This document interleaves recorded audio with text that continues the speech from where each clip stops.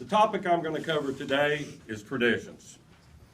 Tradition is a word often associated with the holidays. How many of you have family or cultural traditions that you observe? That's most everybody. Well, traditions can be a lot of fun, but they can also be stressful. Here are some of the pros and cons that you need to consider. Traditions are constant and predictable. Yes, it's much like watching the movie Groundhog Day 6 times in a row. Traditions can give you something to look forward to. That is, if you like prepping for a colonoscopy or dreading a root canal. Traditions need our energy and effort in order to stay alive.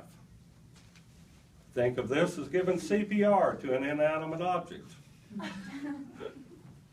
Traditions keep us grounded and focused. Visualize wearing an anvil while listening to a broken record. Here's an example of how we established a tradition in my family.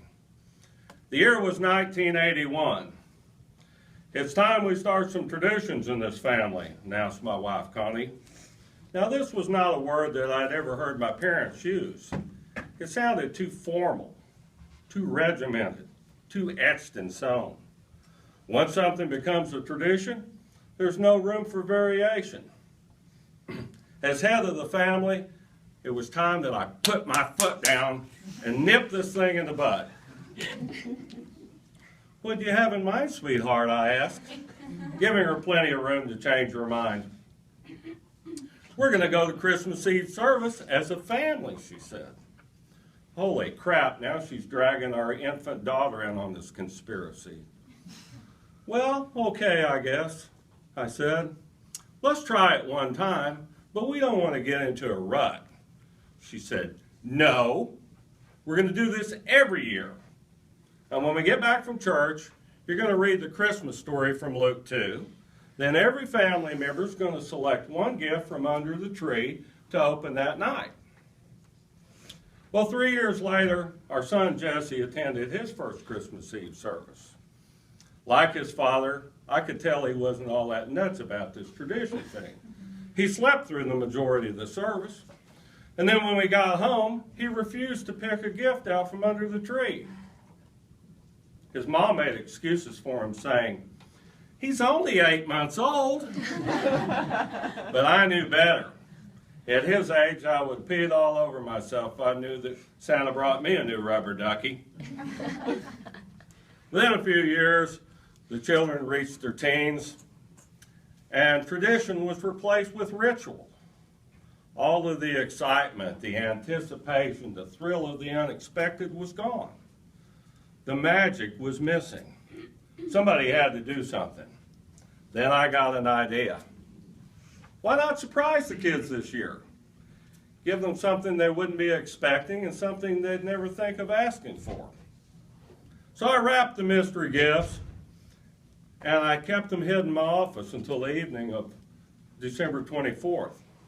Once under the tree, the new gifts were quickly discovered. The kids were thrilled. They were asking for clues and jumping around and clawing at the tape, anxious to see what was inside. Well, Christmas Eve candlelight service lasts about an hour, but on this night, according to our children, the service went on for 6 days, 14 hours, and 32 minutes. It's common practice after the service for people to visit a little bit as they head to the car and exchange greetings. But not on this night. Connie and I were shanghaied and forced to drive home at breakneck speed by a couple of young thugs who were intent on opening a couple of packages underneath our tree. You can't open your package till your father reads the Christmas story, said their mom. Anxious to speed up the process, they yanked the Bible from my hand and found Luke 2 faster than a fifth-year seminary student cramming for finals. In those days, Caesar Augustus issued a proclamation.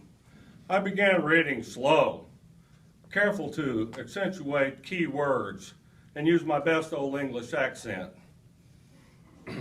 Dad, You don't have to read every single word, said Greta. We know the story. Just skip on down to the part about the angels and the shepherds. No, said her mother.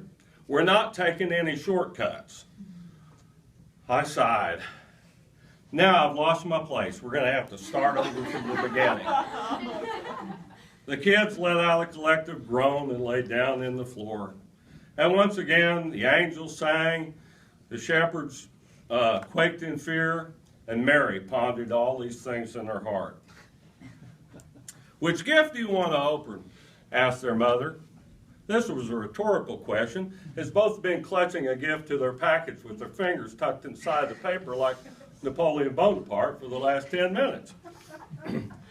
Watching them tear into those packages brought a lump to my throat.